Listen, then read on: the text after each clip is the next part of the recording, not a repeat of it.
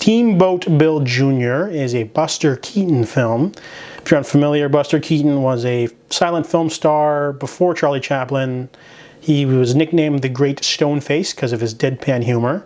And Steamboat Bill Jr. would be the last film that he would produce and make. However, it was not a financial success. Steamboat Bill Jr. is about Steamboat Bill Jr. William Candler Jr. is a bit of a dandy man, and his no-nonsense, cigar-smoking father has never met him. And when they meet in town, he's expecting like a big strapping young lad, to help him with the riverboat and everything.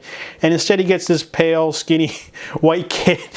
And the movie came out in like 20s or something, but that still holds up to now.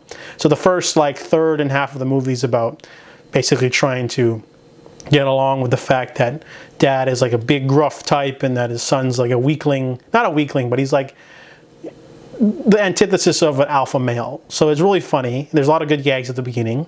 And the main sort of conflict goes with a rival steamboat by this rich jerk and his beautiful daughter who was childhood friends with Willie. So those two develop a romance, but the two fathers don't want them to be together.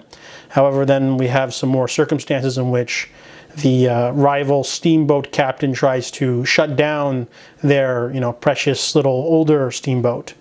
And that's where the movie falls apart. This movie is pretty short. It's only 1 hour and 10 minutes as usual. However, the last half an hour just throws the story out the window because there's a giant storm that happens and there's a lot of interesting set pieces, the very expensive set pieces, but then the movie just ends. It feels like a very Deus Ex Machina kind of thing because we were having this sort of legal trouble thing and all of a sudden the storm just comes in for like half an hour and everyone's trying to deal with the storm and the movie just ends. And I felt that was a really cheap and lazy way to end the movie because it didn't have a lot of heart. It's funny to see, a character running against the wind and like trying to hold themselves down and like there's no, there's the impressive set pieces are very, you can laud them, but overall, there's no emotion or heart within the ending. It's literally just, we start off with a boy trying to, gain his father's respect and win the girl, and then a storm happens and we just throw everything out the window. So I can see why this movie was not a financial success, mainly because it lacks the heart of his other films. But Steamboat Jr. is, a solid movie, I guess, for technical achievements, and the first half is okay.